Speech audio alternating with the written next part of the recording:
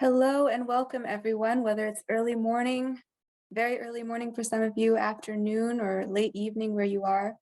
Thank you for joining us for this webinar on new models for collaboration and conservation, innovations from Australia. As people continue to join and before we get started, I'm just going to give a brief overview of how this session will work. The webinar will begin shortly with presentations by our 4 featured speakers. The presentations will be followed by an extended question and answer session. At any time during this webinar, you can type in your questions for the speakers using the Q&A function that should appear if you hover over the top or the bottom of your screen. You can also look at questions asked by other participants in that Q&A box, and if there's one you are interested in seeing addressed, you can like or upvote it by clicking on the thumbs up icon next to it. If your question is selected to be answered live during the Q&A, we'll unmute you so that you can ask the speaker your question directly. However, if you prefer, you may choose to submit your questions anonymously. And in that case, if it's selected to be answered, the moderator will pose the question to the speaker on your behalf. We'll go over these Q&A instructions again just before we get started on that portion of this webinar. Please don't use the chat function to send us your questions, although you should certainly use the chat function to send us comments, feedback, to see or share relevant links or resources, or to otherwise communicate with us or with each other. And finally, as always, a recording of this webinar will be available on the website of the International Land Conservation Network at landconservationnetwork.org within the next few days if you have colleagues who may be interested in this topic, or if you would like to revisit any of the presentations. So with that, I'll now turn it over to Jim Levitt, Director of the International Land Conservation Network, to begin the webinar. Good day to all of you. It is such a pleasure to have you here for this session focused on innovation in Australia.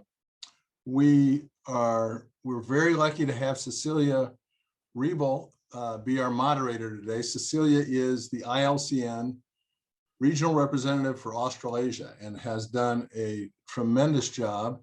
By way of introduction, let me say that she has both a degree in law from the University of Melbourne and a master's in land economy from the University of Cambridge in the United Kingdom. She's done as many varied things as serve as senior associate to the Honorable Marilyn Warren in the Supreme Court of Victoria. And she has worked in, as you all would say, the bush in Australia, and is now expert in land conservation on your continent. So it is a great pleasure to have her.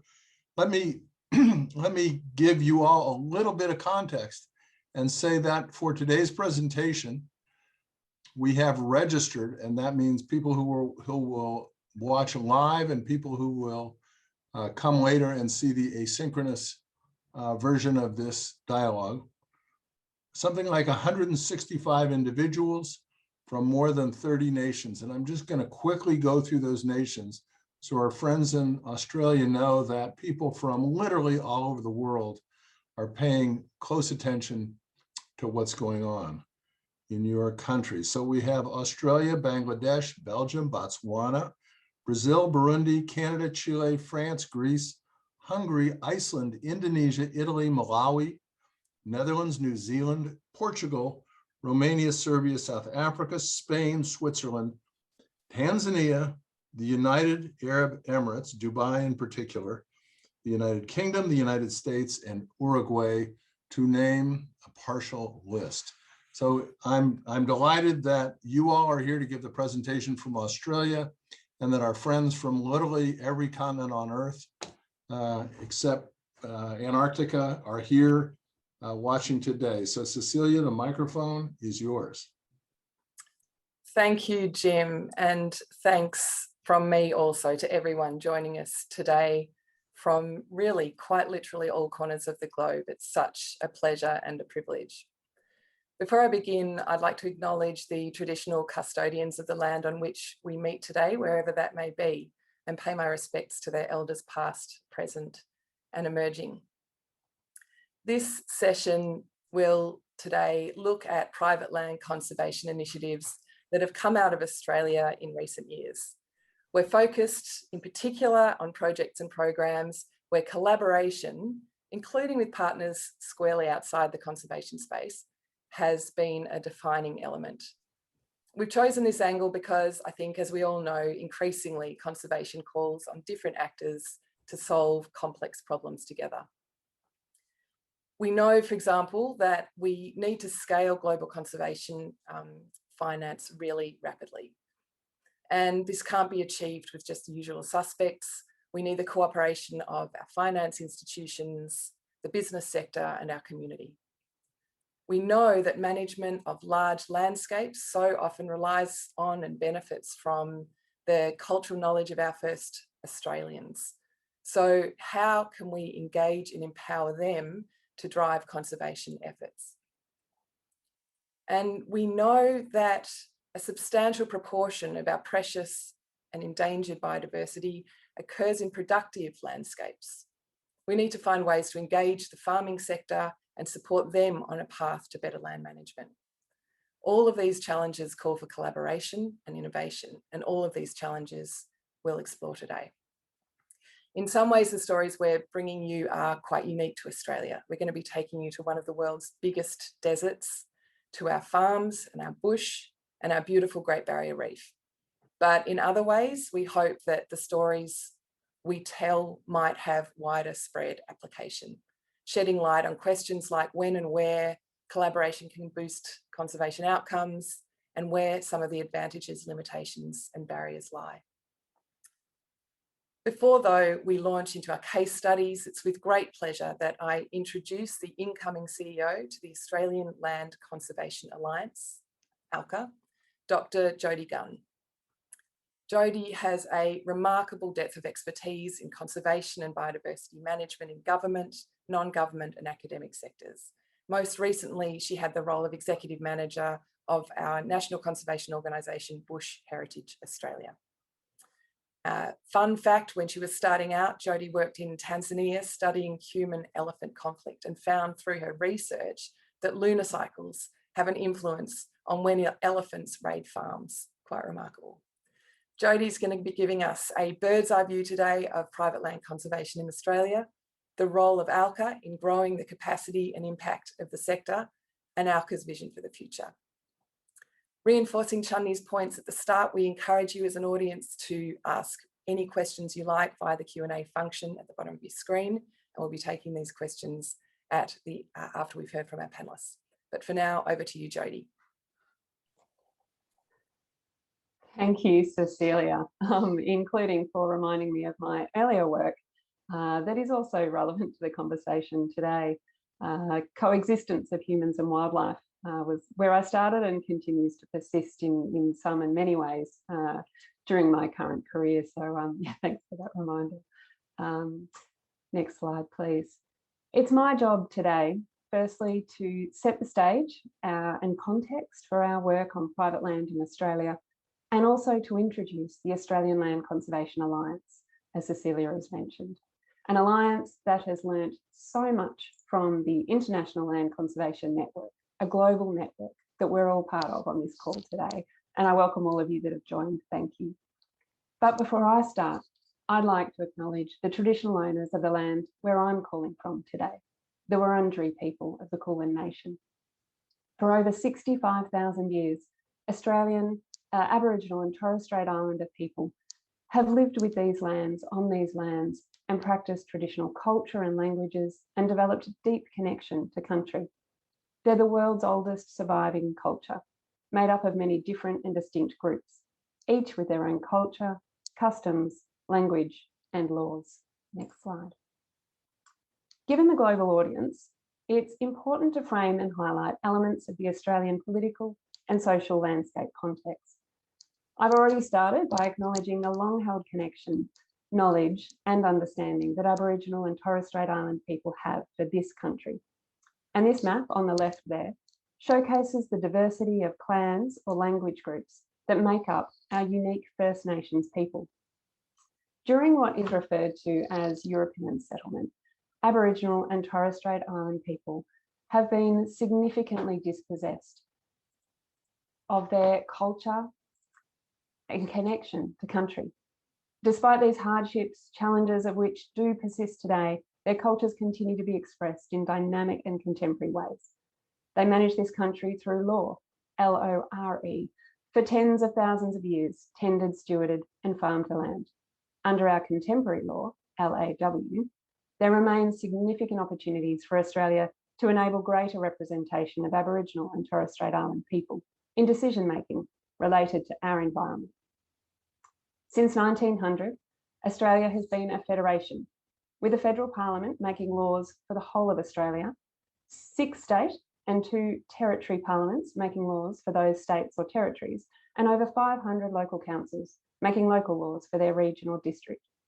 Each level of government has its own responsibilities, although in some cases these are shared.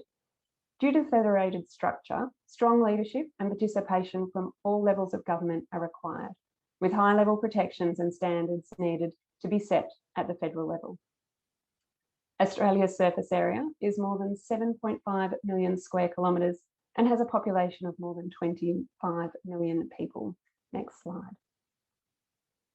Australia's biodiversity is both rich and unique, and having developed largely in isolation over many millions of years, it's one of the world's mega diverse countries with a high level of endemism across a broad range of taxa. This makes it important both nationally and globally. But our environmental report card is not looking great. The Australian National Reserve System, referred to as the NRS, is our national network of public, Indigenous and private protected areas. Its focus is to secure long-term protection for Australia's diverse ecosystems and the plants and the animals they support. The NRS is critical to Australia's commitment to its national and international targets for protected areas. Total terrestrial protected area sits currently at around 20% of Australia's land mass. However, this protection, while meeting the total area protection targets, does not yet meet the representation targets for ecosystems and threatened species, as much of the protected area is in large desert bioregions. For example, 30% of endangered communities and 50% of critically endangered communities have less than 5% of their extent represented, presenting a significant opportunity for targeted reservation, a gap that private protected areas can help to fill. It's recognised that the NRS cannot be built solely on public lands, and there's a significant role for Indigenous groups, local communities, private landholders and non-government organisations to play in establishing and managing protected areas on private land to ensure the success of the NRS. In fact, with more than 65% of Australia's landmass privately owned or managed, there remains a significant and as yet underdeveloped opportunity for a diverse but long-term enduring approach to private land conservation. Next slide. While slightly old data coming from the last State of the Environment report in 2016, this graph gives an indication of the proportionate role that private protected areas are playing in the NRS. In fact, while over 65% of the Australian landmass is privately managed, as I mentioned, only just over 1% of its landmass is officially a private protected area, not excluding the large Indigenous protected areas. The opportunity is clear. In Australia, conservation covenants, voluntary binding agreements, and land acquisitions have been the primary mechanism used to protect natural assets on private land in the long term. We use varying approaches beyond this to private land conservation, with innovations in land protections and finance. While not all of these will fall strictly into IUCN categorised protected areas, many organisations are now working at significant scale on large protection or restoration projects, and increasingly the use of land and vegetation for carbon sequestration, carbon emissions avoidance, and emissions reductions have become a mainstream interest for industries and government. And there are emerging markets yet to be fully developed in Australia. And agricultural stewardship programs that protect productive farmland continue to evolve. As diverse as our approaches are on private land, our private land owners are diverse as well.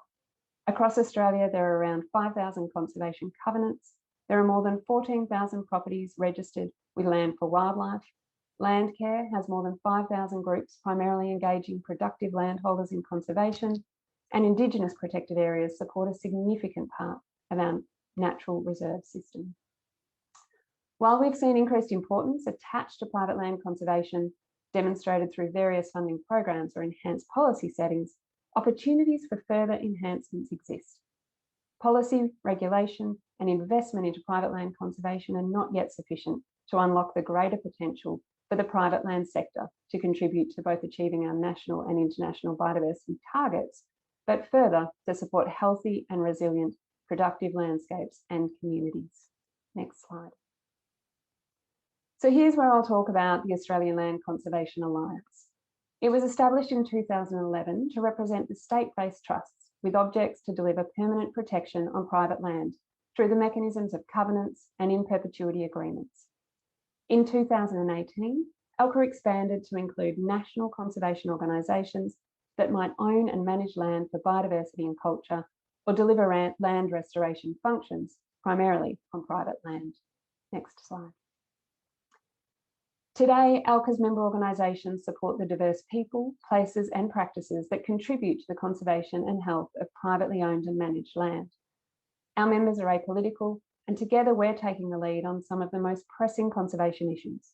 We work across Australia to restore endangered ecosystems, expand finance and funding, enhance sector capability, build the protected area estate, and use nature-based solutions to tackle climate change. Our membership will expand further to ensure we represent the very diverse sector, including Aboriginal and productive landholders and groups. Next slide. In response to the challenges and opportunities for private land conservation outlined previously, ALCA works to grow the impact, capacity, and influence of our sector. To unlock the greater potential of private land conservation, we require the leadership and innovation of unique partnerships between government agencies, Aboriginal and Torres Strait Island people, non-government organisations, and the productive land sector. Next slide. Today's theme is collaborations in conservation, innovations from Australia. Our case studies demonstrate some of the ways in which our sector is developing diverse collaborations and innovations to deliver conservation outcomes at scale on private land across this incredibly important and diverse country. Thanks for your time. I look forward to hearing the next round of speakers and the case studies they'll present. Thanks, Cecilia, back to you. Thanks so much, Jody. It was really helpful to get a bird's eye view of this Australian private land conservation context. The significant work that needs to be done both on the ground and in the policy space, and the vital role that ALCA plays in coordinating advocacy and networking for conservation. I'd now like to introduce Catt Smillie. Catt is currently the Manager of Private Land Conservation Programs with the Biodiversity Conservation Trust of New South Wales. She's worked within the private land conservation sector for 15 years, developing and delivering programs that help landholders protect and manage their biodiversity. These have included conservation covenant programs supported by grants, competitive market-based programs, and revolving funds. Catt, for another fun fact, lives on the east coast of Australia and tells us she's been lucky enough to have koalas mate in her front yard. Catt, we're so pleased to have you today. Over to you. Thanks, Celia, and thank you so much for having me today. It's a fantastic opportunity to speak to such a wide audience. I thought I'd start today by showing you a map of where I'm calling from. So I might ask you to move to the next slide. What you can see down there in the left-hand corner is the map of Australia, and what's been highlighted in dark green is the state of New South Wales, which is where I'm calling from. Some of you might be familiar with Sydney. It sits on the east coast, and in the middle of the map there, you can see Sydney sitting about along the middle of the east coast. That map provides a pretty good example of the diversity of ecosystems that we have in New South Wales. In particular, it's showing you that in New South Wales, we sample about 8 of the different ecoregions that exist within Australia, and that's what the map on the right-hand corner is showing you, the different ecoregions within Australia. So you can see that New South Wales, we really have a fantastic diversity in terms of those ecoregions. And the dark green there is representing high rainfall. So on our east coast, we have particularly high rainfall, and then we move into the west where we have more arid landscapes. It's a fantastic state. We have significant amounts of World Heritage Areas. We had the second national park in the world declared, and we also have some fantastic wetlands. So when we are all able to travel, I'd recommend that you come to New South Wales, and on that I hope that you are all safe under the current COVID circumstances. Can we move to the next slide, please? So I've been asked to give you an overview of the Biodiversity Conservation Trust of New South Wales. We were established only 3 years ago in 2016, and we were actually established under an Act of Parliament, and we have a statutory purpose, which this slide is outlining for you. So our statutory purpose is to encourage landholders to enter into agreements to conserve and manage biodiversity. We have a purpose to deliver a strategic biodiversity offsetting service, and also to promote public knowledge, appreciation and understanding of biodiversity and the importance of conserving biodiversity. Under that Act, we have agreements that we can register on the title of land that are then binding on the successors or the new owners of those lands. And what this legislation did was it consolidated about 50 years worth of programs in New South Wales, private land conservation programs. And so the BCT, or the Biodiversity Conservation Trust, is now managing over 2,000 agreements covering over 2.2 million hectares of land, which covers about 2.7% of New South Wales. A really key game changer for us has been that in the establishment of the Biodiversity Conservation Trust, we were also provided New South Wales government funding of $350 million over 5 years from 2019, and subject to performance, that will continue at about $70 million a year. That is one of the largest investments that we've seen, definitely in New South Wales, if not Australia. In addition to that type of funding that's supporting us, we also receive payments for biodiversity offsets, but I won't be speaking about the offset component of our business today. Could I ask you to move to the next slide? We have a guiding framework for the government investment, that $350 million over 5 years, and the guiding framework's called our Biodiversity Conservation Investment Strategy. What this plan does is it identifies areas of of priority investment areas, and the map that you're seeing there in the middle is a heat map where the orange is showing the highest areas for priority, and then the blue is showing the lesser areas for, of a priority for investment. So these priorities were developed having regard to high environmental values such as threatened ecological communities, looking at connectivity and resilience. Importantly, it was also about building a comprehensive, adequate and representative protected area system.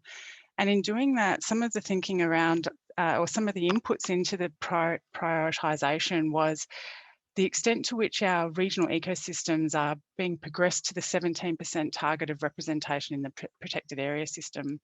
And in addition to that, this mapping was also looking at what are the areas that are under greatest pressure, and by that meaning greatest pressure for land use conversion, in particular for agricultural purposes.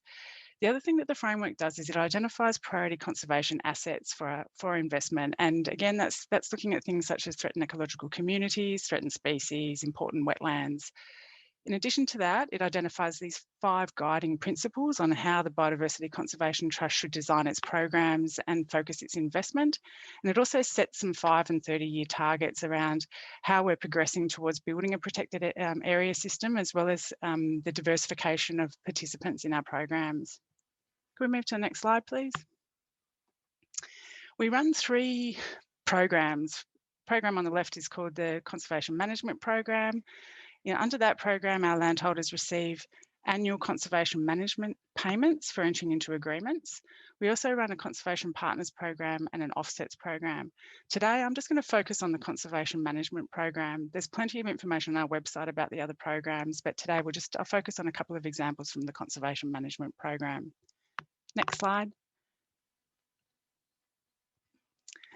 So within our Conservation Management Program, as I mentioned, this is where landholders receive annual payments for entering into conservation agreements. They're competitive programs, and we support that via the development of a conservation assessment metric, which identifies best biodiversity value for money investment. The successful landholders receive annual conservation management payments for the term of the agreement. And to do that, we calculate the present value of the payments that are required for the term of the agreement. We then set aside sufficient funds in order to enable those continual payments. The agreements are registered on the title of the land. So when the land changes, the agreement continues, and so do the annual payments. And in addition to that, we adjust the annual payments to align with inflation over time. The reason why I've had put in italics that landholders receive annual conservation management payments for the term of the agreement is that we understand that this is quite novel. In terms of Australia, it's novel. To have long-term payments with long-term agreements has been something that to date, many programs haven't been able to achieve. There's often been shorter-term upfront payments, but achieving that longevity is new, and the way that we've managed to do that is also quite innovative. So as that third dot point mentions, we actually calculate the present value of the payments for a successful landholder. We calculate that in what we would call a total fund deposit that we put into a separate fund that then allows us to make investment that can continue to have those annual payments. Can we move to the next slide, please? I'm now going to just run through a couple of the different competitive offers that we run under this program. One of them we call fixed price offer. So this is a standing offer available for eligible landholders, and it offers in perpetuity agreements. Landholders can express an interest at any time. The landholders under this program are paid a fixed price, so $1 per hectare per year. And when we were developing this, the key program development challenge for us was determining how much the BCT was willing to pay. So this, in order to do this, really, we needed to collaborate. We needed to collaborate with the private land conservation sector practitioners and experts and academics. And I suppose the message I'd like to say here is that we were fortunate enough to be able to draw on a couple of decades of market-based instrument design and delivery.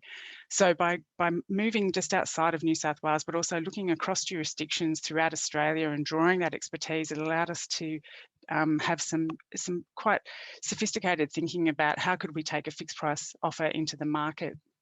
Where we landed with this was that we developed a rate that was based on land soil capability classes within each eligible local government area. Jody spoke previously about having our local governance areas. And so the way that this rate was developed was we acknowledged that there are different agricultural capabilities, which is what land soil capability class is referring to, within different localities of New South Wales. And I showed you that map earlier, which shows really high productive rainfall areas in the east. It also shows as we move to more arid landscapes in the very far west. And so the productivity of those different landscapes changes. And the table that you're seeing there is in New South Wales, we have a scale of 1 to 8 in terms of agricultural productivity. So land capability classes 7 to 8 are really talking about our ridge tops that aren't necessarily fantastic for or suitable for cropping. Our land soil capability classes 4, 5 and 6 are landscapes that are quite suitable for grazing. And then our land capability classes 1, 2, 3 are more suitable for cropping. And so the way that this program was designed was indicating to the market they were willing to pay more for those more highly productive landscapes. And then depending on what local government area people are or what local administrative area people are in, we acknowledge that there's a different change of land values within that, which help drive us to come up with these different price points. Can we move to the next slide, please? This is a map of the extent to which we offer fixed price offer. There is well and truly over 30 local government areas within there, so many different price points that we're taking into the market. But again, what this map is showing you is that we've focused this particular offer on those highest priority landscapes. And the middle of the state there is really our agricultural heartland. It's where we call it the sheep wheat belt, and it's where the majority of our cropping and grazing productive landscapes are occurring. Can we move to the next slide, please? This is the second offer I wanted to talk about today, which is conservation tenders or reverse auctions. Many of you may be familiar with this type of mechanism. In New South Wales, we announce it annually. We invite expressions of interest. What the reverse auction means is that landholders are telling us that how much they'd be willing to pay to enter into a conservation agreement and undertake management actions. And in this program, we offer both in perpetuity and termed agreements. To date, our successful landholders have been paid typically between about $21 and $423 per annum. We provide all that information on the website, so landholders can go and have a look at how much has been historically paid in our auctions. Some of the key program challenges we had for this was a really short time frame to roll the program out. As the first slide indicated, the Act set the Biodiversity Conservation Trust up in 2016, but in fact, the organisation didn't commence until 2017, and we were required to run auctions within 6 months. So we had quite tight timeframes to undertake program design, as well as to be engaging with landholders to inform them about the opportunity to participate. Again, what enabled us to actually design our programs and roll them out within those program challenges was that we collaborated. We were fortunate enough to be able to collaborate across Australia with people who have been running conservation tenders previously, both in terms of practitioners, experts and academics.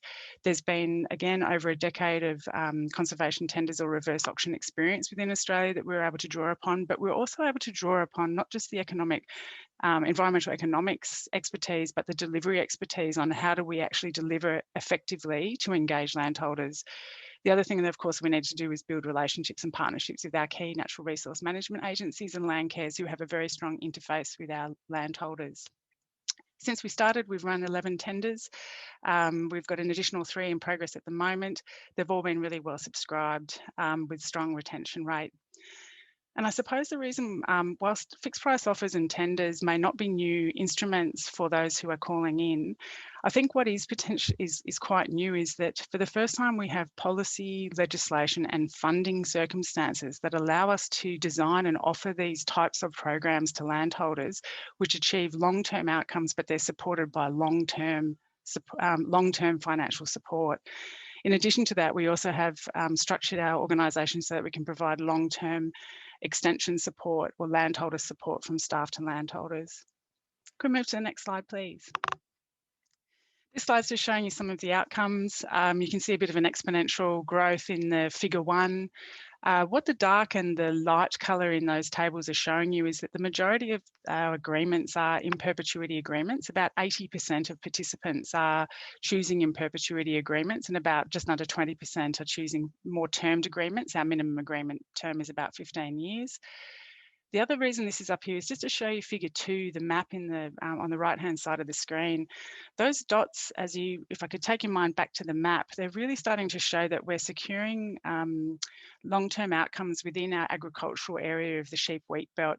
This has traditionally been quite a difficult area not difficult, sorry, it just hasn't had as significant uptake of in perpetuity agreements as we usually see on the east coast of New South Wales. So these types of programs are allowing us to provide programs that are suitable for the participants and landholders who are within those agriculturally productive landscapes.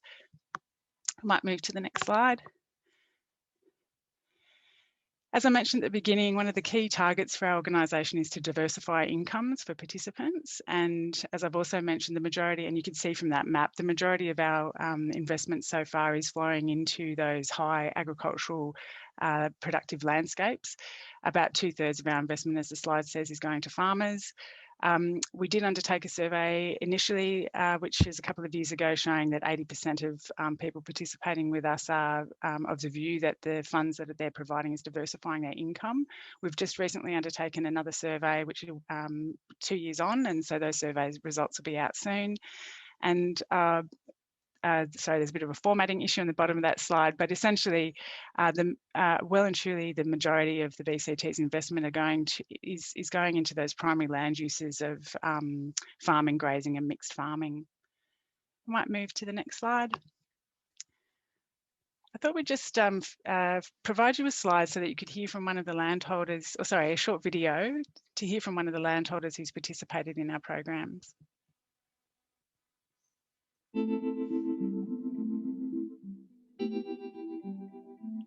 Oxley is a 35,000 hectare property.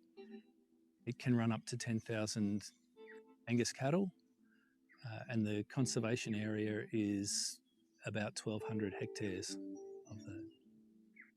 We found out about the BCT through our relationship with local land services, who we work very closely with on a number of our stations. So we found out that they were holding a tender in the Central Earth Rivers, and thought of 3 stations straight away that would be great candidates for those tenders. We're always looking at ways to be more sustainable. and to get the balance between production and conservation. And so we saw this as a really good opportunity to conserve some native vegetation. We look at doing conservation anyway, but partnering with someone helps us to fast track the projects and to put a bit more emphasis on them and generally get a better result. The options are to go into a 15-year or a longer term or even a perpetual agreement. As it was our first sort of go into the BCT and to have to go into a funded agreement, we just wanted to stick our toe in the water, and that's why we chose a shorter period. We do have the option to roll that over at some point in the future, which is definitely on the table. We get paid to manage the native vegetation, and that's an annual payment. So, you know, when we've got seasonal volatility, this gives us some income even in the bad seasons. We're able to graze the areas at certain times of the year for short durations. So I don't think we lose a lot in terms of the grazing capacity of those particular areas because they are so densely vegetated. It's really good to be able to have access to the BCT's ecologists to help us through the process, managing weeds, managing our grazing to get the outcomes that are for the environment and also for our production. It's just a win-win, really.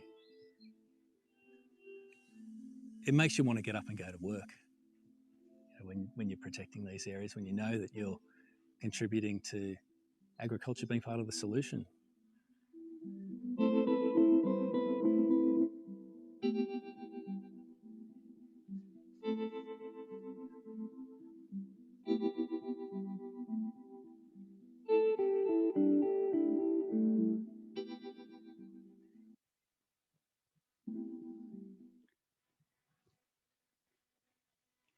Thanks. We think that Paul has a really powerful story. It's powerful because he talks about the opportunity for agriculture and biodiversity conservation to coexist, but it's also powerful because it's being told by Paul, who works for a really successful agricultural enterprise, which operates at significant scale. Paraway Pastoral have over 4 million hectares of land holdings across 3 states of Australia. They currently operate 27 pastoral leases. I think their carrying capacity is about 220,000 cattle and about 250,000 sheep. So to be hearing a story from Paul about the benefits of biodiversity and conservation, we think is really powerful. And to continue to grow private land conservation in New South Wales, BCT will continue to need to work with landholders in these agricultural productive landscapes and to offer programs that diversify income streams and support sustainable agriculture. So I'd just like to finish today with that video, with that story, and also to thank you all for the opportunity to provide a brief overview of our programs. You can find out more on our website. Thank you, Kate. What a fantastic insight into the really trailblazing work that the BCT is doing in New South Wales. And like you say, more and more we understand that integrated management is fundamental to biodiversity recovery. And you know what we're seeing here is with adequate policy and funding, when we pay farmers for their stewardship, they will come to the table. They will enter into covenants or midterm agreements, and that's really what we need to see more of going forward. Next up, we have Gareth Catt. Gareth is 10 Deserts Project's Regional Fire Management Coordinator, having worked in desert land management for over 10 years. Gareth works with traditional owners and rangers and has maintained a strong focus on cultural and biodiversity conservation through his work, building up a strong network with fire management staff and stakeholders across the deserts. Being an international call today, I know that many of you are joining us outside of business hours, but Gareth is in Western Australia and joined this call at 4:15 a.m. So I think we need to collectively take off our hats to that. Thanks so much for being here today, Gareth. Over to you. Oh, thanks, Celia. And I put my hat on this morning to avoid having to do anything with my hair this early.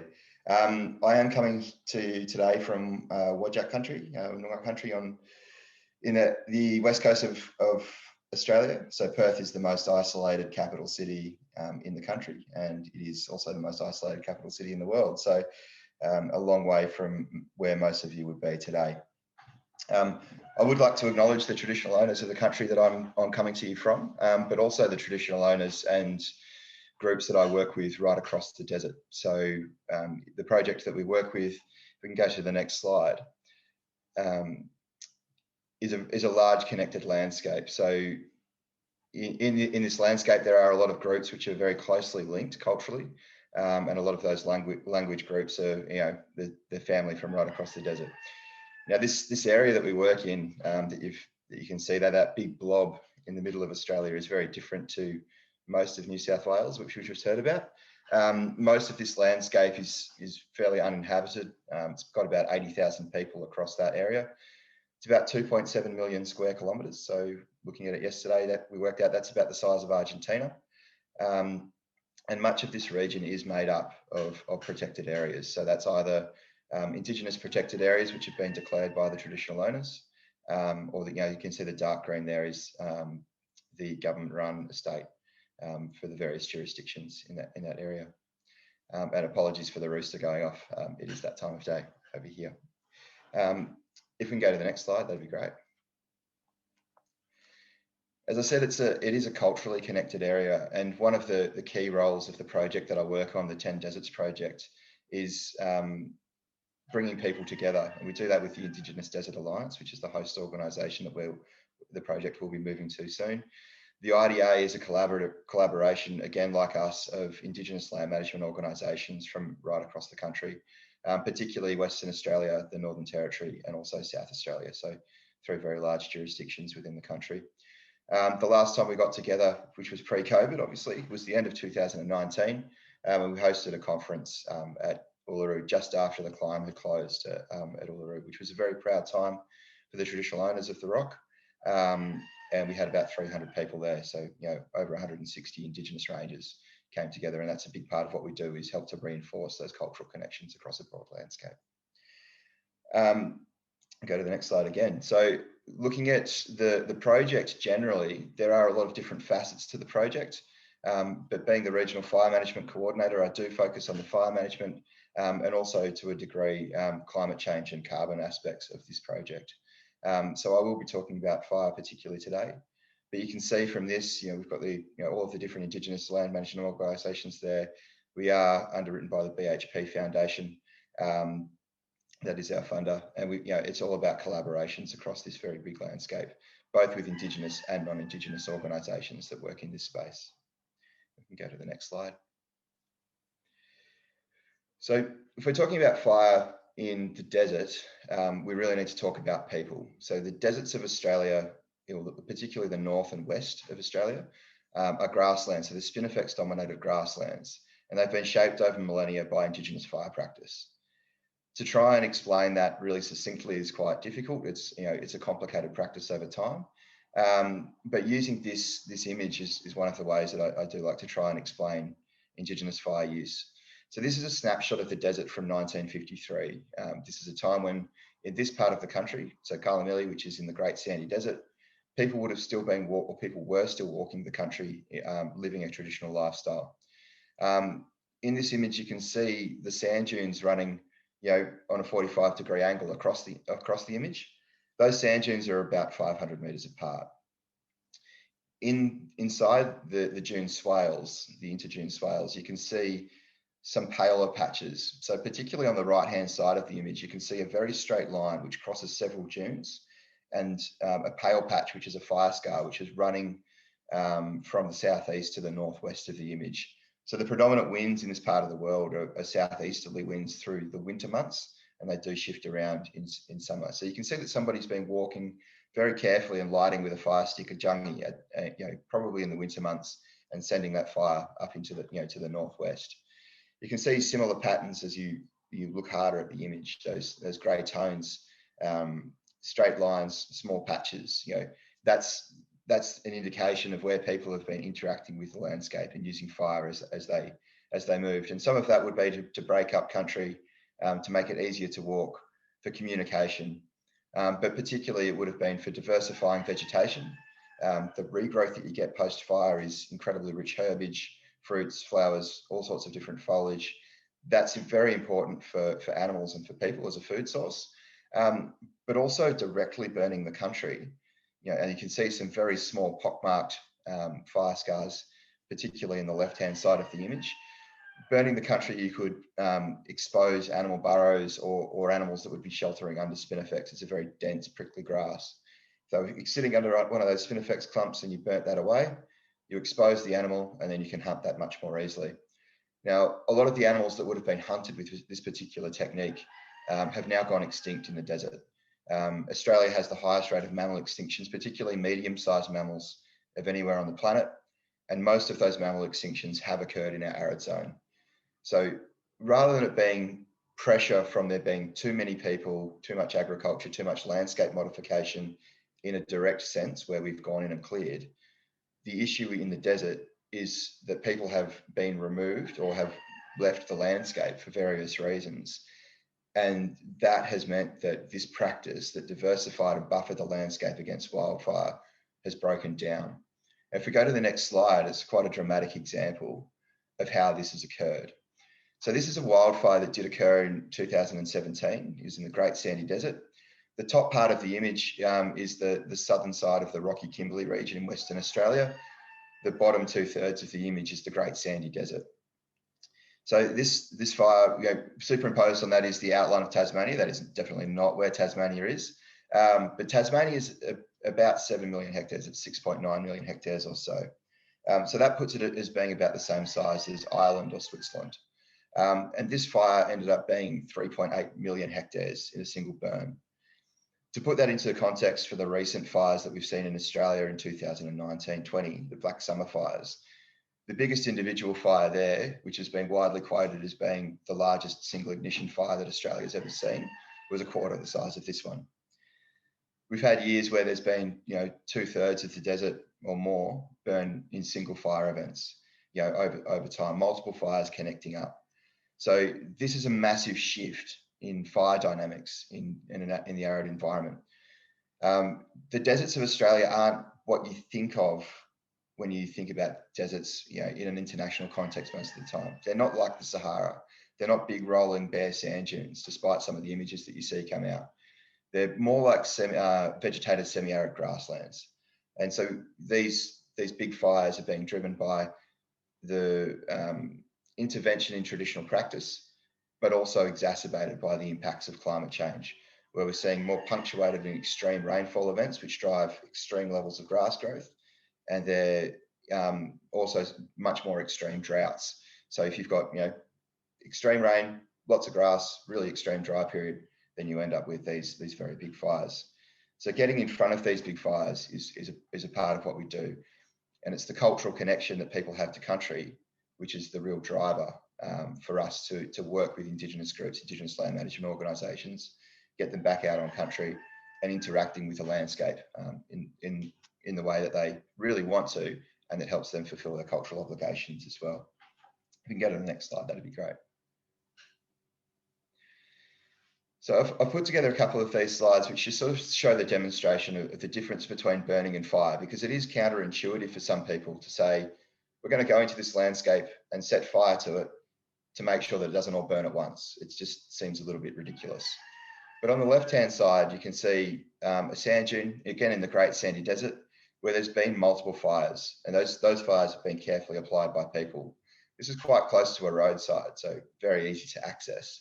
In the foreground, that's a fire scar, which is about 12 months old. Beautiful green regrowth. You can see the tree resprouting from the top. That's grevillea, which has beautiful flowers on it, which are very important for honey eaters, but also provide nectar for people when they're walking around. Nice sweet treat when you're walking around on country. In the middle of that image, you can see the sea heads on some spinifex, which is there. That's really important shelter for all variety of wildlife that lives in this landscape. So things like goannas in particular, so monitor lizards, which would be living and sheltering in that spinifex. Again, an important food source for people, but maintaining cover for them is vitally important. Behind that, you can see a very fresh fire scar on the dune. Now, fresh fire scars, look like something that's dead to a lot of people. To Indigenous groups, they are country which is just coming back to life. And those fresh fire scars also attract larger game. Things like Australian bustards will fly a long distance to get to a fresh fire scar. And they're, one of those really prized game species for Indigenous Australians. Contrast that with the right-hand side, there isn't really too much to say about this image. This is another fire from that 2017-18 period. Very intense wildfire. It's about the same time after fire as the image on the left-hand side. So you're looking at an area which has been absolutely decimated by a wildfire. Those shrubs are all completely dead. The seed bank has been denuded. The soil's been damaged. Much of the crusting is blown away. So two very different results from the application of fire in one instance and what I would call a feral fire regime on the right-hand side. If we can go to the next slide, that'd be great.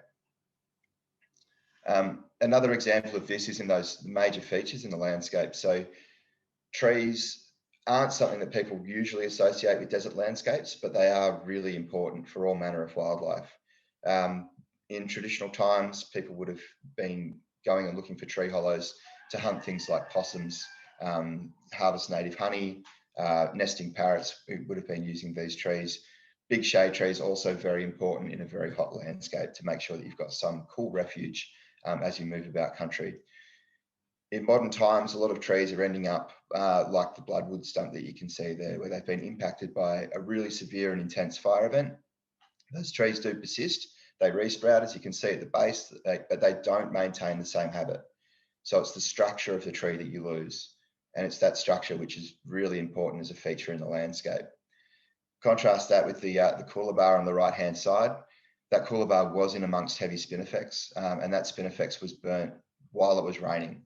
It's a very volatile grass, so if you can get in and burn when you've got the most mild conditions possible, using weather conditions to influence how fire behaves, then you can maintain the structure and the legacy features in the landscape, which is so vitally important for wildlife and for people as well. So for a lot of what we do, it's, as I said, it's about engaging people on country, getting people back out into the landscape and giving them the opportunity to engage in traditional practice, using both traditional techniques, but also contemporary techniques as well. So we're blending traditional knowledge, traditional practice, and traditional results with satellite imagery and mapping, helicopters, remote sensing, all of those different things that we can get access to in the modern day. If we want to try and stop fires in the landscape, those big broad-scale wildfires, what we really need to do is get in ahead of them. We stop those fires by burning country years before the big fires start, before those really extreme conditions. So it's the difference between burning and fire, which is so important in these big desert landscapes for country and for people. And I think that might be all of the slides that I've got today. Hopefully it's a decent summary for you. It's a fantastic summary. Thanks so much, Gareth. Just loved hearing really how vital cultural connections are in achieving sort of conservation on such a scale, as well as the critical importance of cool fire burning for biodiversity in these landscapes. I had no idea what the difference was there. It's quite remarkable.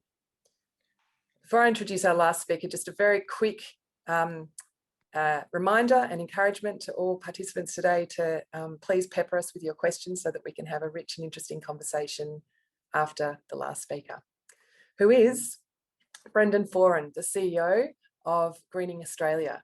Greening Australia is one of Australia's largest and most influential environmental organisations whose core mission is to protect, restore and conserve our native vegetation. Brendan's been CEO for around 10 years and is focused on both internal and outward-facing reforms that have resulted in a conservation organisation that thinks laterally and strives for maximum impact.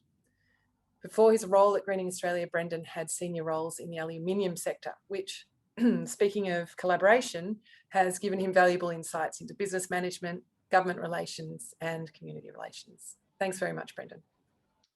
Thank you, Cecilia, and hello to everyone in the world, wherever you are.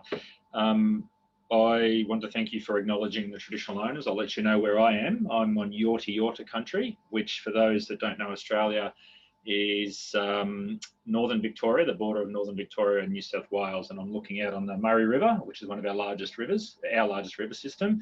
And it's a beautiful morning here. So thanks for the opportunity to speak to you all today. I'm going to talk about Reef Aid and the way that we're using strategic collaborations to solve what is a fairly significant issue. So we'll go to the next slide now. So there's two, I don't need to talk to you about the Great Barrier Reef. I think everyone knows where the Great Barrier Reef is and how important it is, but there's two globally significant challenges facing the Great Barrier Reef. And one is something that we're all responsible for, climate change. And something that Australians are responsible for is the issue of water quality flowing out onto the Great Barrier Reef. So this is a terrestrial program. So the concept here is what happens on the land affects what happens on the sea. And each year you've got inland, on the land-based side, you've got highly erodible soils, high rainfall areas on the edge of a World Heritage area. So it's a perfect storm. And you can see those slides down the bottom, the pictures in the slide down the bottom. You see these gullies that are eroding. We restore those landscapes, and effectively what we're looking to do is turn dirty brown water, which you see in the sample bottle on the image on the right-hand side, into clean water. So that is a sample that's come off that exact site, and we improve water quality or reduce pollutants. We aim for about 80%, but we've been getting a reduction in sediment loads of about 90% since we started 5 years ago. So two great big issues facing the reef: climate change, water quality. We work on both those issues. Next slide, thank you. Now this slide is not to show you photos of myself. These are the photos that were sent to me by the team. The point here is to talk about how 5 years ago Reef Aid was an idea, and fixing gullies and improving water quality in the reef was just an idea. In fact, it was an idea that a lot of people thought was stupid, and people. A lot of people didn't waste their time telling me all the reasons why it wouldn't work and that we shouldn't do it. But we as an organisation at Greening Australia think that we regularly ask ourselves, what does the world need us to do? And we decided that the Great Barrier Reef was far too important to listen to all the reasons why you couldn't do something, and someone needed to step up and take a role. And thankfully, Stage 1 Great Barrier Reef, which was launched by Sir Richard Branson in 2016, and then backed by a $2 million upfront commitment from the Australian government. There's a photo there of the then Prime Minister announcing it. And on the way, we've been able to recruit a whole lot of supporters and partners and grow that $2 million program into what is effectively a $40 million proof of concept. And it's been an amazing journey. We've worked with so many fantastic people. Our staff are just amazing, and our partners are just amazing. And we work with traditional owners, we work with philanthropists, we work with research organisations. One of the images that you see there is a group of traditional owners underneath a virgin plane with the name of their station, their indigenous enterprise, Mangala, on it. And while that plane and that name doesn't go a long way towards saving the Great Barrier Reef, it means a hell of a lot to those Indigenous owners that their cultural values are represented through the Great Barrier Reef, the mission to save the Great Barrier Reef. Thank you. Next slide. So, as I said there before, Greening Australia works on both of the challenges facing the Great Barrier Reef, both climate change and water quality. And we set some pretty significant goals for ourselves out to 2030. On the left-hand side, more climate facing, is 500 million plants, over 330,000 hectares. There's been about 90 million hectares of land cleared in Australia since European settlement.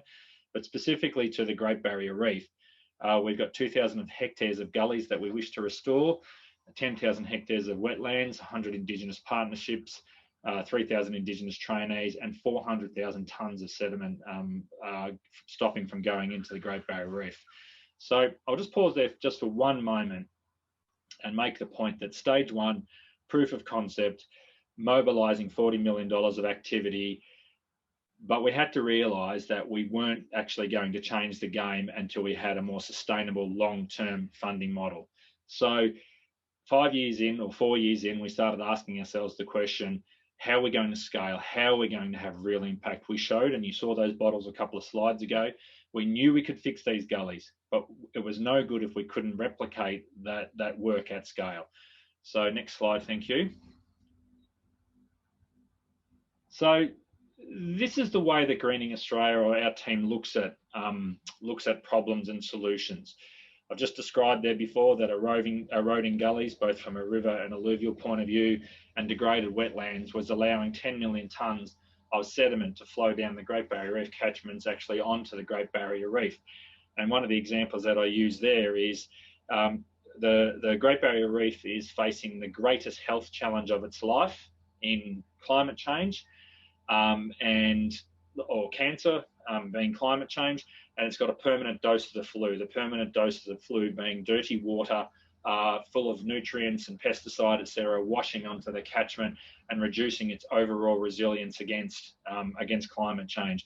Over the past 12 months, we've learned a lot about the impact of COVID on people with comorbidities as well. So I think there's a bit of analogy there about resilience and sustainability. So this is what the water quality issue is. The solution is about restoring the landscape, restoring the wetlands, and having cleaner water going out onto the reef, so its overall resilience in the face of climate change is improved. As I said there before, we've mobilised $40 million of activity, successful proof of concept, but we had to scale. So this is the way we looked at it. Next slide, please. Who pays and who are the beneficiaries? Why would fisheries or tourism or landholders or banks be interested in fixing the Great Barrier Reef? And these are all the different things that we've looked at over the last little while, and I'm only going to focus on one of these today, being reef credits. But essentially there's a number of different environmental markets or environmental credit schemes and bond instruments, etc., which you can use to effectively implement solutions to great issues like water quality on the Great Barrier Reef. So this is the way that we look at scaling our programs, our restoration programs in Australia. Next slide, thank you.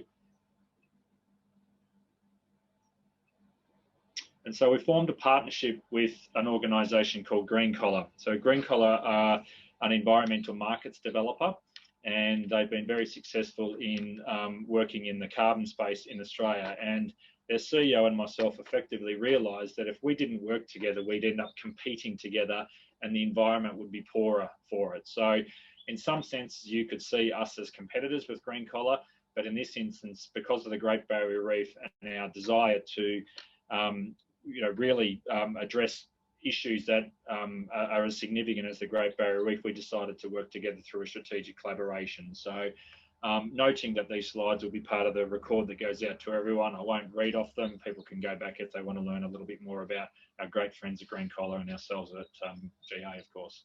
Next slide, thank you.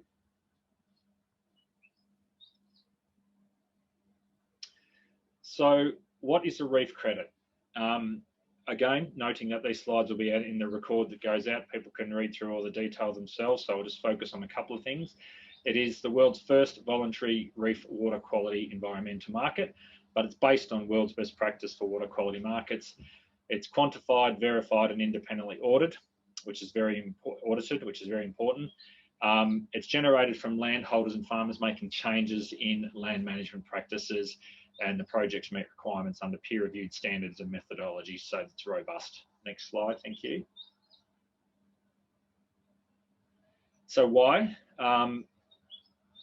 Without reading through the detail of this slide, I believe that, and we believe at Greening Australia, that impact is a change in status and a change in life condition.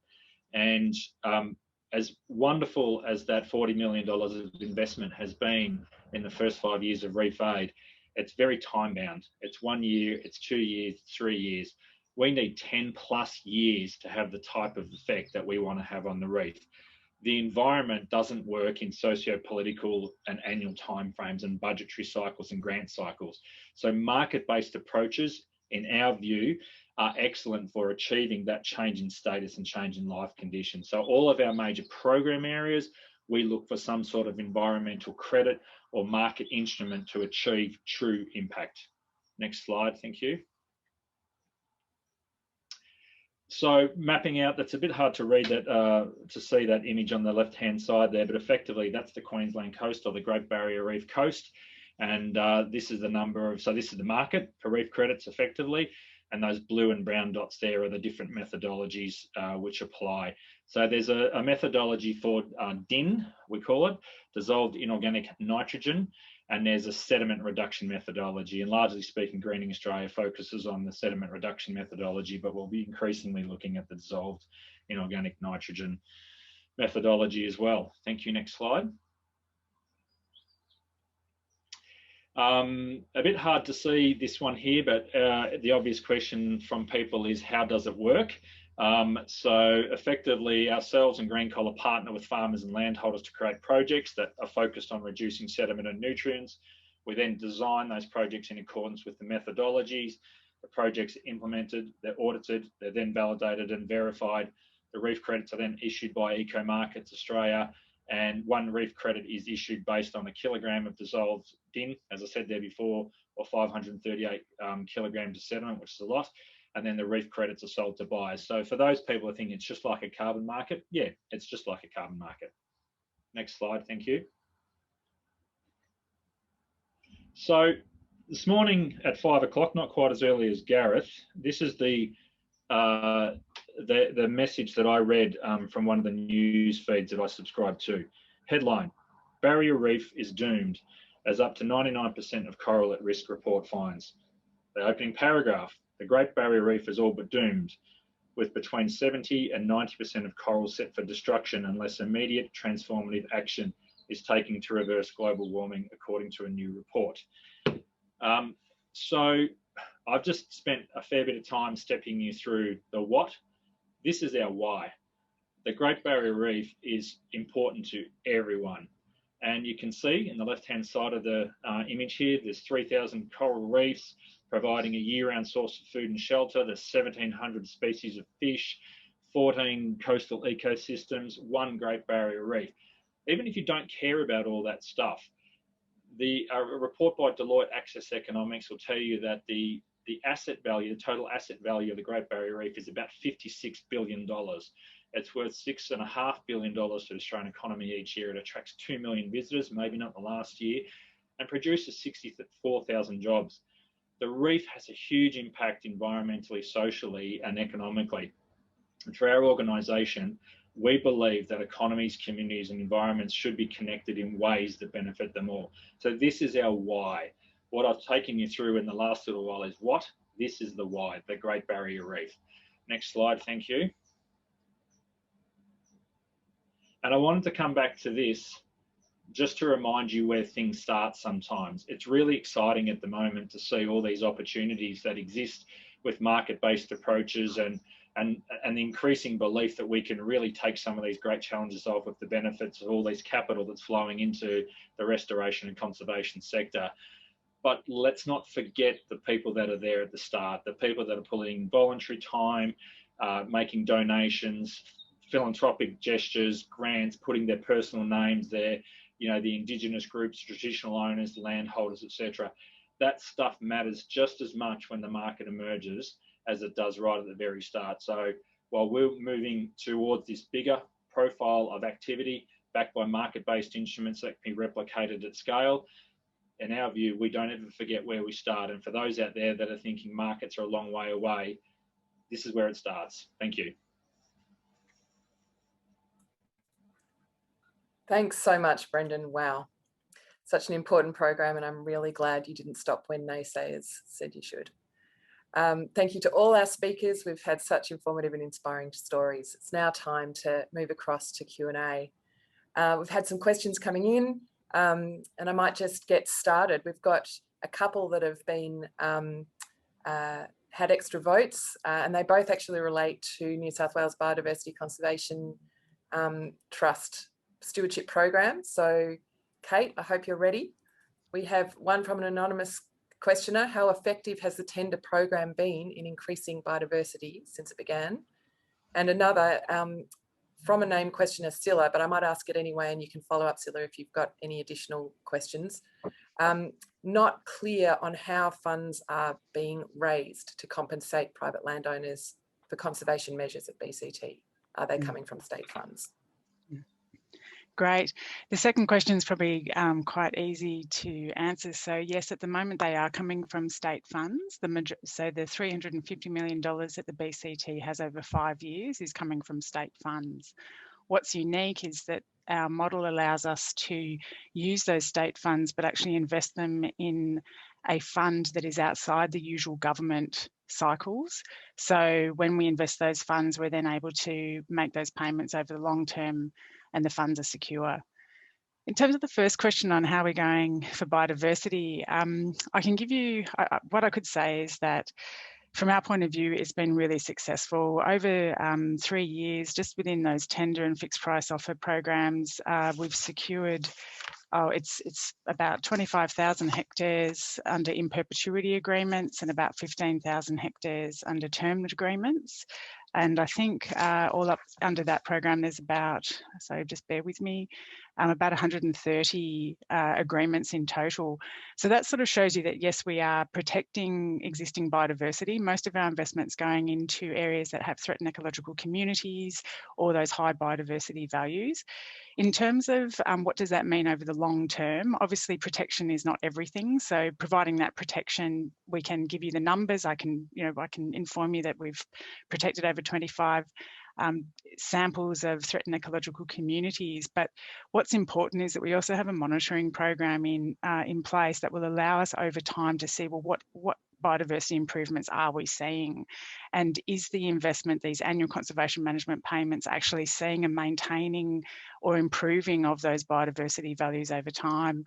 I think the other sort of number I wouldn't mind providing is that whilst we have this program where we provide the annual payments, and as I mentioned, at the moment, we're sitting at probably about 36,000 hectares that we've secured with landholders in the last 3 years. We're also offering a more traditional program where we don't have the annual conservation management payments, and that is also seeing a really significant uptake. So in addition to those sort of 36,000 hectares, we've also seen another 25,000 hectares that's being secured over 100 agreements with landholders who are voluntarily entering into these agreements and receiving some small-scale grants. So I think, how are we going with the protection of biodiversity? We're seeing significant uplift in private land conservation. Time will tell, and our monitoring program will tell over time whether we are able, our payments and our support for landholders is seeing a maintain or an improve in those values. Thanks, Kate.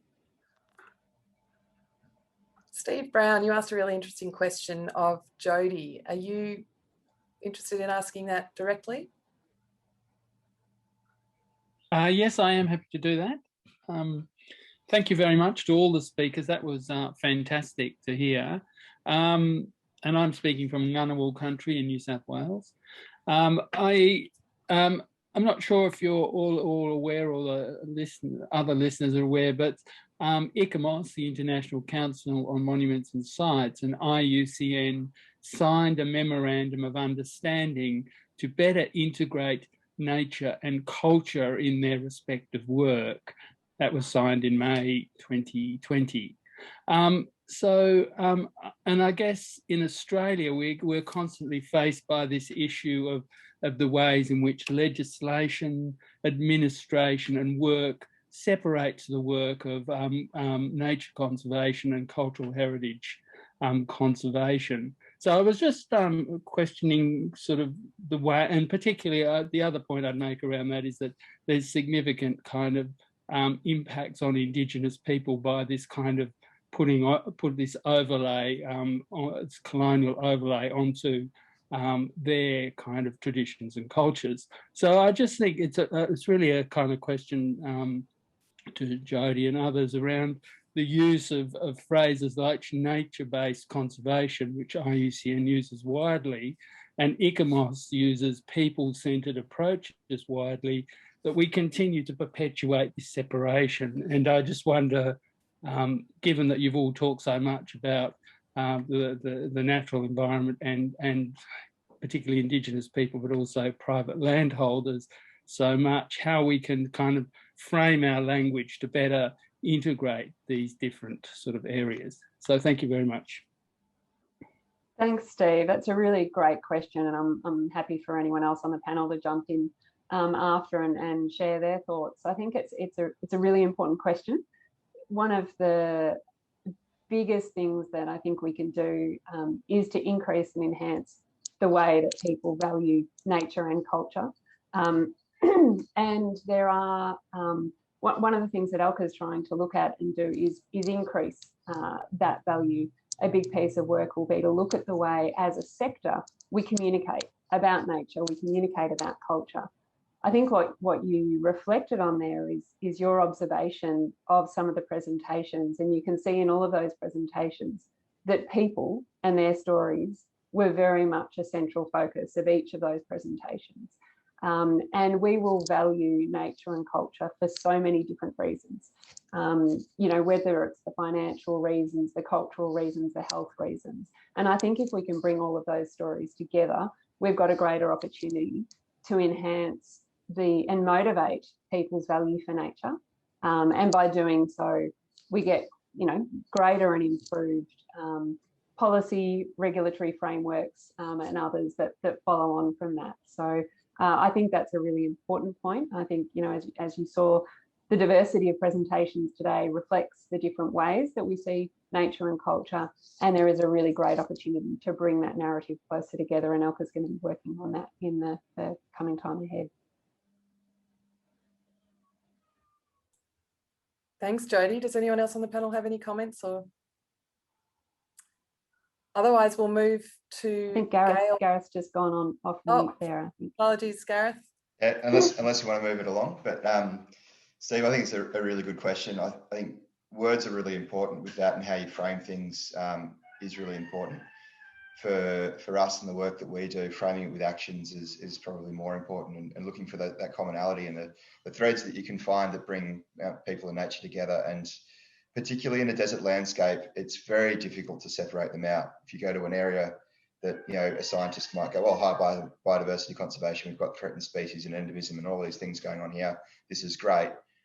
It usually correlates very strongly with a site of occupation and a really important site culturally that's got, you know, strong spirit and connection for people. So looking for those links and providing action around those points in the landscape, I think is really important. Broadly though, as Australians, I think we need to reframe our language about how we interact with the landscape, and I think that's a great point. Things like, you know, with fire management, or, you know, fire in the landscape, we talk about wildfire all the time. We don't have a wildfire regime in Australia. We have an unmanaged, unmitigated feral fire regime that people and practice can intervene in. We just, you know, we have the wrong narrative around events and how we interact with the landscape in Australia. So I think that's a really good point.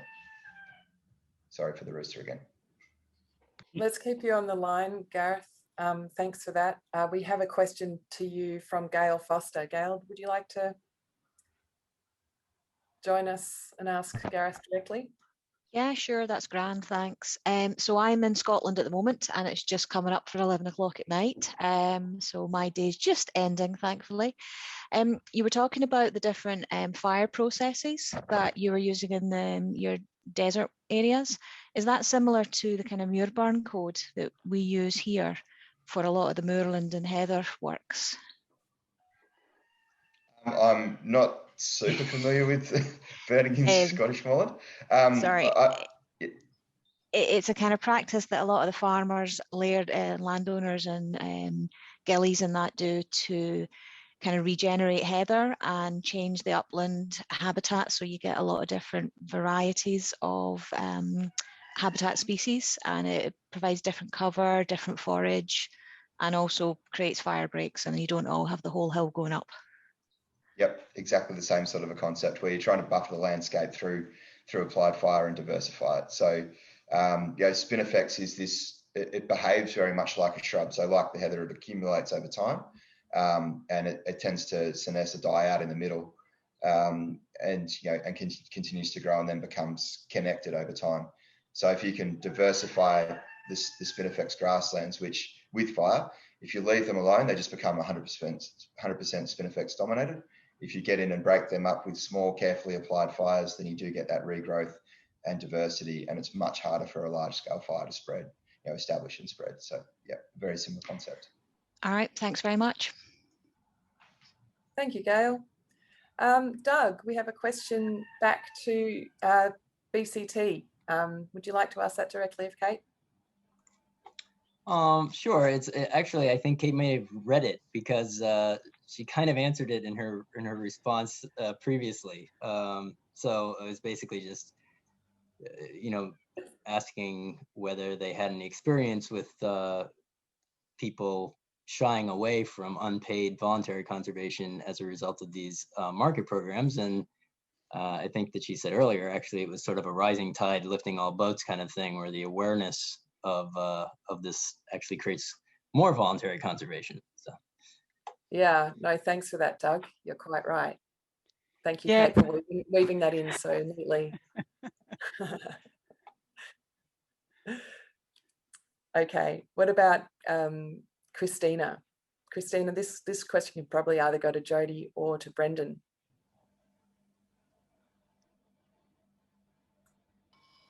Well, good afternoon. Can you hear me? Sure can. I'm quite far away. I'm in Rio, in Brazil. Because we have been working since the year 2000 with associations of private nature reserves, and I would like to know the role of, if there are associations such as that in Australia, and if they are involved in the programs and projects you have been showing in these most interesting presentations. Can I ask just a quick question back, Christina? When you say associations of private nature reserves, what do you mean by that? Just so I can get your question right.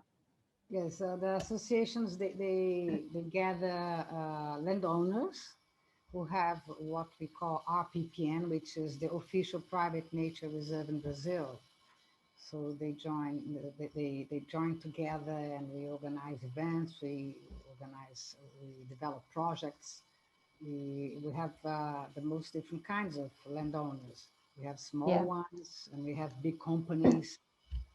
The companies, they sometimes we have some very good support from the companies, even mining companies in Brazil. They have private nature reserves. Yeah. So yeah, I think if I'm understanding you correctly, I'd say probably in many of the cases presented today and more broadly, yes, we do have a range of associations, whether it's through outreach programs delivered by state-based agencies delivering conservation covenants that bring people together in common areas, or whether it's formalised friends of groups that bring people together. There are also organisations like Landcare Australia and wildlife refuge organisations that deliberately bring people together around common areas to deliver stewardship programs on private land. So I'd say, across most of the cases that have been presented today, yes, there would be associations in and around those kinds of areas and programs. But Brendan, well, anyone on the panel that wants to respond further? Yeah, I think I could only just agree with what you said, Jody. Yeah. Another question for all panelists, which allows us to step back from the canvas and perhaps return to our key question. Could you reflect a bit on what has made the collaborations you've spoken to successful? So what have been the key factors that have allowed you to build the relationships and partnerships that are the foundation of the cases that you presented? And since we've got you on the line, Brendan, why don't you kick off? Okay, good question. Probably a fairly straightforward answer in my mind is a shared vision and a common goal. The stuff that we're doing in the restoration and conservation sector in Greening Australia is largely a restoration organisation. It's hard. and you have to have some belief, and you have to have some purpose. And I think the success is built around, or partnerships are built around, the convergence of strategy. So we don't, with some of the organisations we work with, we don't agree with them on everything. And so, but it is where those strategies overlap, and there's that convergence that the great partnerships are formed. But shared vision and purpose, and purpose is very important. I'm sure people have heard this before, because things do go wrong, and when things do go wrong, it's your first line of defence. If you fall back to, what are we trying to do here? We're trying to stop 400,000 tonnes of sediment going onto the reef because the reef's important. That's right. You go back to that. But if it's a partnership that's just struck around a deal, I don't know if you've actually really got a partnership. You've got a deal. I think, you know, I know the other organisations that are represented here on the panel, and I think they would have a very similar view. Really interesting idea. Thanks, Brendan. Others?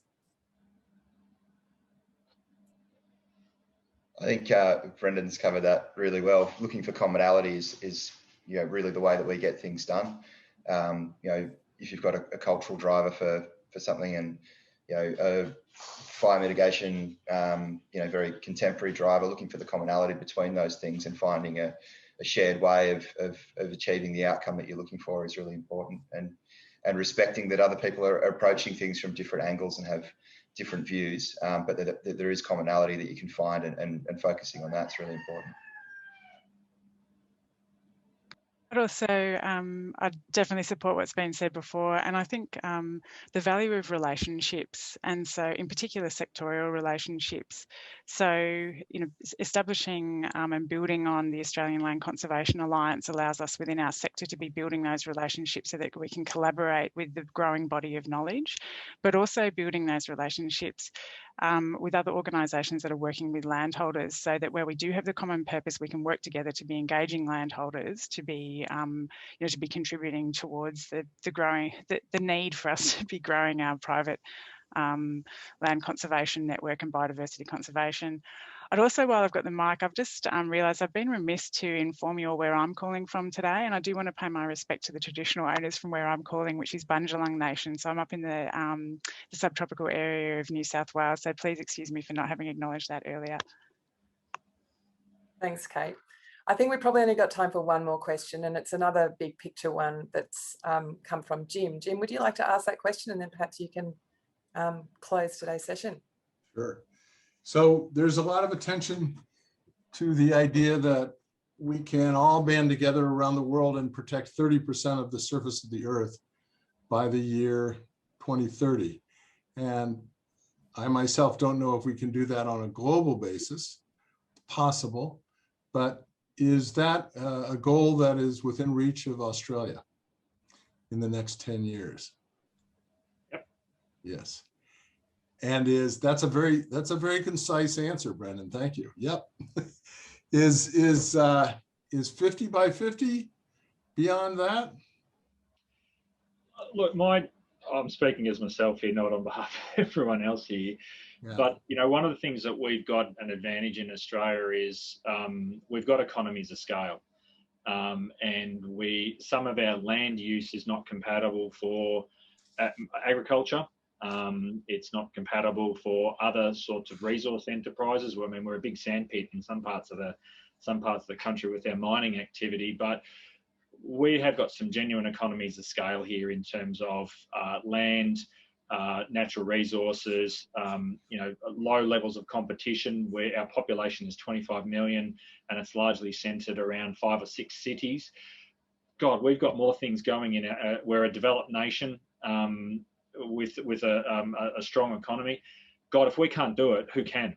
You know, so that's the way I think. And you know, the thing about the challenges that we're facing, Jim, is we actually have all the answers.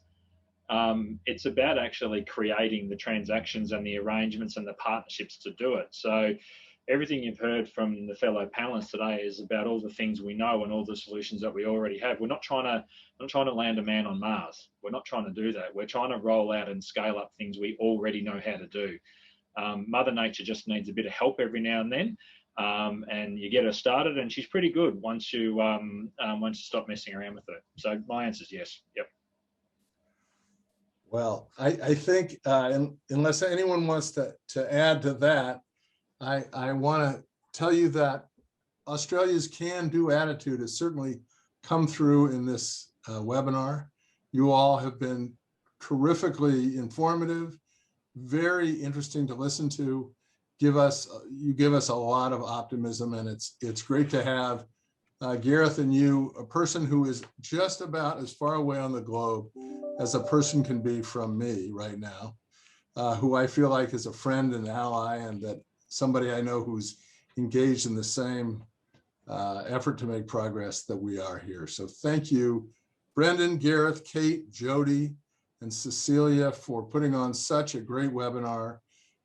We value you all as colleagues and friends, and we thank you for that tremendous performance. So with that, Cecilia, with your permission, I will adjourn this session and let everyone know that we will be back with another webinar in the next month or so. I believe with another regional representative or someone else from a different part of the globe. So thank you all. And for those of you just getting up, good morning. And for those of us that are ending the day, have a very nice evening. So long. Thanks for having us, Jim. Bye-bye. Thank you.